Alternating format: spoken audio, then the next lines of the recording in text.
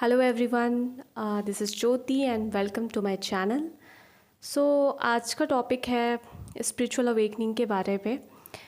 Okay, so generally क्या होता है कि हमने देखा है कि स्पिरिचुअल अवेकनिंग होती है एंड उसके बाद कई सारे चैलेंजेस हमें फेस करने पड़ते हैं। ओके, सो ये जो चैलेंजेस होते हैं वो काफ़ी ज़्यादा टफ़ होते हैं, जिसकी वजह से कई बार ऐसा लगता है कि ये स्पिरिचुअल अवेकनिंग आई ही क्यों।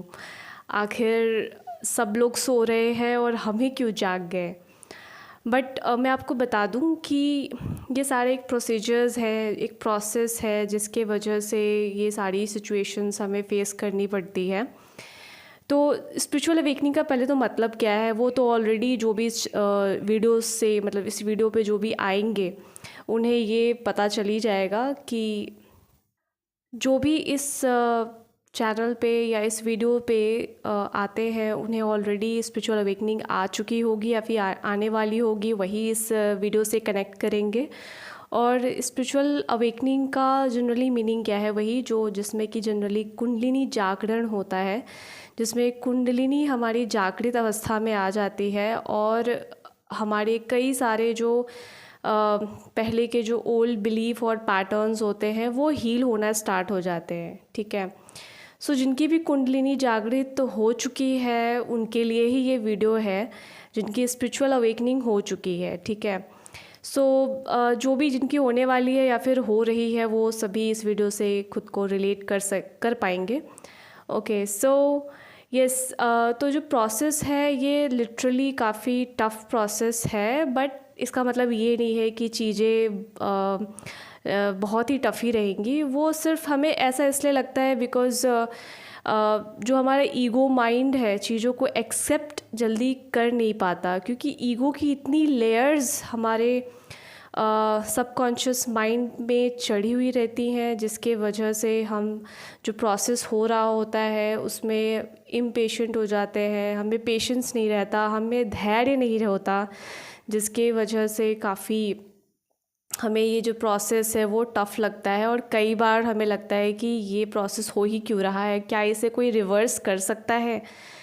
ठीक है, तो नहीं, अगर सिचुएशंस ऐसी आ चुकी है कि आप इस स्टेज तक पहुंच गए हो और आपकी कुंडलिनी जागृत हो चुकी है, आप आध्यात्मिक यात्रा पे आ चुके हो और आपके अभी अभी ये चीज़ें प्रोसेस मतलब अलाइन होना स्टार्ट हुई है, आप इस चीज़ में एंटर किए हो, तो मैं आपको बता दूं कि जो भी चैलेंजेस आते हैं, जैसे कि कई सारे चैलेंजेस वैसे हैं, मैं एक एक करके अपने वीडियोस के माध्यम से आपको बताऊंगी कि इन सारे प्रोसेस में, इन सारे जो आफ्टर स्पिरिचुअल अवेकनिंग के बाद सिचुएशंस होती हैं उसमें कैसे आपको डील करना है। ओके, तो जो चैलेंजेस आते हैं, पहले तो आप जिस भी जॉब में रहे होगे या फिर किसी भी टाइप के सिचुएशन में आप थे, वो सारी चीज़ें एक के बाद एक करके चीज़ें फॉल अपार्ट होने लग जाती है, मतलब चीज़ें स्टेबल नहीं रह जाती है। आप देखोगे कि जिस जॉब में थे वो जॉब आपकी छूट जाएगी,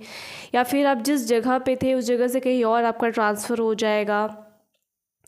और अगर आप कहीं बाहर रह रहे थे तो आप अचानक से आपको अपनी फैमिली के साथ आपको रहना पड़ सकता है। मतलब बेसिकली आइसोलेशन का एक फ़ेज़ आ जाता है जिसमें आप हर तरीके से बहुत ही अकेले पड़ जाते हो, और उस अकेले होने की वजह से आपको समझ में भी नहीं आता कि आपके साथ हो क्या रहा है।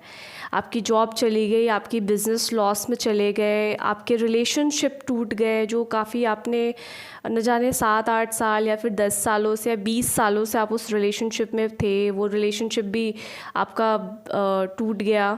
और उसके बाद आप एकदम से आपके लाइफ में एक भूचाल सा आ गया और फिर आपको पता चला कि मैं आध्यात्मिक यात्रा में आ चुका हूँ या आ चुकी हूँ और स्पिरिचुअल अवेकनिंग मेरी हुई है, बट आपको समझ में नहीं आ रहा था कि मेरे साथ हो क्या रहा है। ठीक है, तो पहले तो मैं बता दूं कि जब आप इस लेवल तक आ चुके हो जहाँ पे काफ़ी ज़्यादा आइसोलेशन आपको फील हो रहा है, तो उसमें घबराने वाली बात नहीं है, बिकॉज़ ये सारा उस प्रोसेस का हिस्सा है। ठीक है, सबसे पहले आइसोलेशन होता ही होता है अगर आप जिस भी सिचुएशन में होगी, बिकॉज़ वो सारी सिचुएशंस आपके अलाइनमेंट में नहीं थी। ठीक है, आप जिस भी लाइफ को पहले जी रहे थे अवेकनिंग से पहले, वो सब एक एक झूठ के बेसिस पे खड़ा हुआ था। लाइक जो सोशल कंडीशनिंग होती है, उन सोशल कंडीशनिंग के बेसिस पे वो सारी चीज़ें चल रही थी जो आपके माइंड में भी डायरेक्टली इनडायरेक्टली आ चुकी होती, जिसके बेसिस पे आप लाइफ जी रहे होते हो।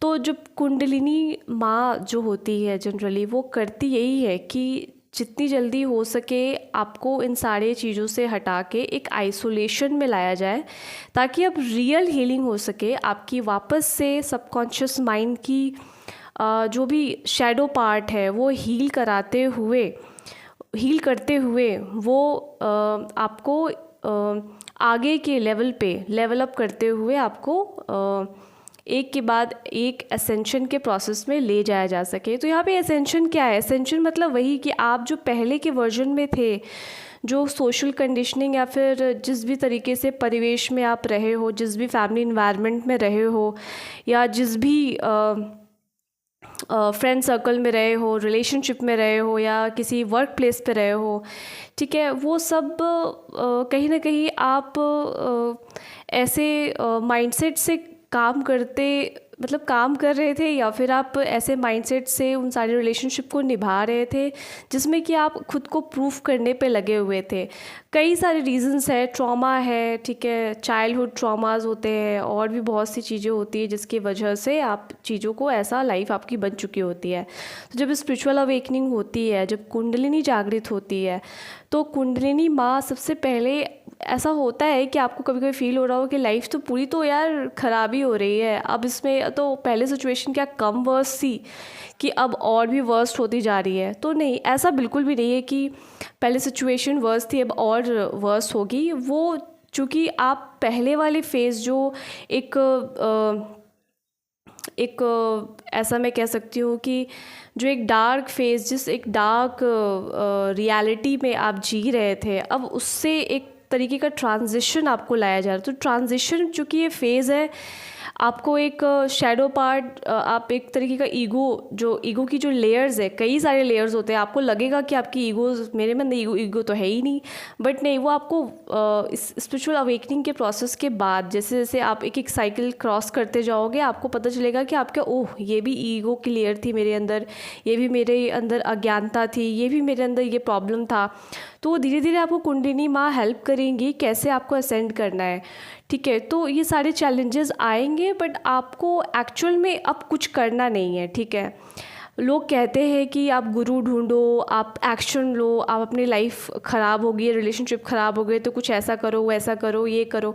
बट अगर आपकी स्पिरिचुअल अवेकनिंग हुई है, अगर आपकी कुंडलिनी जागृत हुई है, तो उसमें परेशान होने वाली बात नहीं है, क्योंकि अब जो आपकी रिस्पॉन्सिबिलिटी वो खुद माँ आदिशक्ति, माँ जगत जननी कुंडलिनी माँ ने ले रखी है, ठीक है।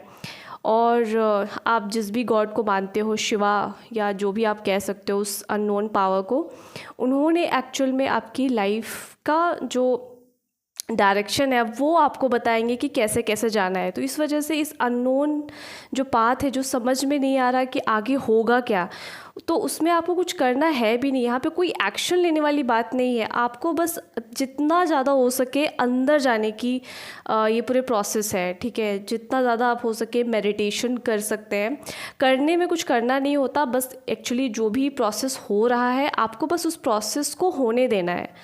आपको जो एक वर्ड है सरेंडर, ठीक है, ये सरेंडर भी एक बार में नहीं होता है, इसके भी कई सारे part by part, percentage wise आप सरेंडर की अवस्था में आते हो। कभी 10% हुआ, फिर 20%, फिर 30%, ऐसे करके एक एक साइकिल जैसे जैसे होता जाएगा वैसे वैसे आप सरेंडर करोगे, ठीक है। चाहो आप ना चाहो, लेकिन सरेंडर तो करना ही पड़ता है, ठीक है। अल्टीमेटली आप कितना भी हाथ पैर पटक लो या कुछ भी कर लो, ठीक है, सिचुएशन ऐसी होगी कि अल्टीमेटली आप सरेंडर करोगे। मतलब जितना ज़्यादा आप सरेंडर करोगे उतनी तकलीफ़ कम होगी, क्योंकि कहीं ना कहीं आपका माइंड कह रहा है, क्योंकि माइंड का तो ये काम ही है, क्योंकि ईगो माइंड है ना, उसे कोई ना कोई एक सोल्यूशन चाहिए होता है, सोल्यूशन देना होता है। सपोज़ आप कोई किसी एग्ज़ाम की प्रिपरेशन कर रहे थे, या फिर आपकी शादी ऑलरेडी हो चुकी थी, वो शादी भी अब चल नहीं रही है, या फिर किसी रिलेशनशिप में थे, वो रिलेशनशिप भी चल नहीं रही, आपका ब्रेकअप हो गया है। आप किसी अच्छे खासे बिज़नेस आपने सेटअप किया था, वो भी फेल हो गया। तो ऐसी सिचुएशन बन जाती है कि अब आपको आगे क्या होने वाला है वो बिल्कुल भी पता नहीं चलता, ठीक है। तो ऐसी सिचुएशन में कुछ ऐसा भी नहीं है कि आप कुछ सोचोगे नहीं, ठीक है आप सोचो, बट सोचने से कुछ होगा ही नहीं। क्यों? क्योंकि यहाँ पे कम्प्लीटली जो एक जो माँ आदि शक्ति है, चूँकि कुंडलिनी जागृत हो गई है, तो अब वो आपको डायरेक्ट करेगी कि अब आगे का होगा क्या, किस रास्ते से आपको लेके जाना है। अल्टीमेट होगा वही जो आपकी सोल चाहती है, ठीक है। तो इस वजह से इस पे घबराने वाली बात नहीं है। आप जिस इस प्रोसेस में आए हो तो जस्ट आप बिल्कुल ट्रस्ट के मोड में रहो। ट्रस्ट नहीं होगा, ऑब्वियस सी बात है, इतना जल्दी फेथ नहीं आता, क्योंकि आप ईगो माइंड से सदा से ऑपरेट करते रहे हो, ठीक है। और जो बाहरी परिवेश आपको ईगो माइंड से ही ऑपरेट कराता रहा है, ठीक है। तो अब लेकिन ईगो माइंड से ऑपरेट नहीं करना है, अब आपकी बेसिकली इंट्यूशन को फॉलो करना है। तो इंट्यूशन भी ठीक है, अगर आपको समझ में नहीं आता है कि मेरा माइंड कह रहा है या फिर मेरा हार्ट कह रहा है, इंट्यूशन कह रहा है, फिर मेरा ये जो भी आपके अंदर से आवाज़ आ रही है वो माइंड कह रहा है, इंट्यूशन कह रहा है, कोई प्रॉब्लम नहीं है। बेसिकली इस पूरे प्रोसेस में आपको धैर्य से काम लेना सिखाया जाएगा। जितना ज़्यादा पेशेंस रखोगे उतनी चीज़ें आपके लिए ईजी होंगी, ठीक है। रादर दैन बहुत सारी चीज़ें आप सोचते रहो और ये करना है वो करना पड़ेगा, ठीक है, मेरे अंदर ये कमी है वो कमी है, खुद को सेल्फ सैबोटाज करते रहोगे, तो उससे बेटर है कि आप इतना नेगेटिव स्टेट में जाओ। उससे बेटर है कि आप थोड़ा न्यूट्रल होके जो भी चीज़ें हो रही है आप उसको होने दो, ठीक है। अगर सिचुएशन ख़राब है, बहुत वर्स्ट है, तो उसमें डरने वाली बात नहीं है, बिल्कुल भी डरने वाली बात नहीं है, क्योंकि ऑलरेडी डिवाइन आपके साथ है, ऑलरेडी माँ आदि शक्ति आपके साथ है। तो इसमें आपको टेंशन लेने वाली बात बिल्कुल भी नहीं है। तो कई सारे चैलेंजेस जो भी मैंने डिस्कस किए, और भी मैं इससे रिलेटेड आपको आगे के वीडियोस में बताऊंगी, ठीक है। तो अगर ये वीडियो पसंद आती है तो आप प्लीज़ लाइक कर दीजिएगा और सब्सक्राइब ज़रूर से कर दीजिएगा, और कमेंट डाउन बिलो कि आपको अभी क्या प्रॉब्लम फेस हो रहे हैं, ठीक है। एंड मैं फ़िलहाल के लिए नेक्स्ट वीडियो में मिलती हूँ। I will continue this conversation in the next video. Okay, till then, goodbye, thank you.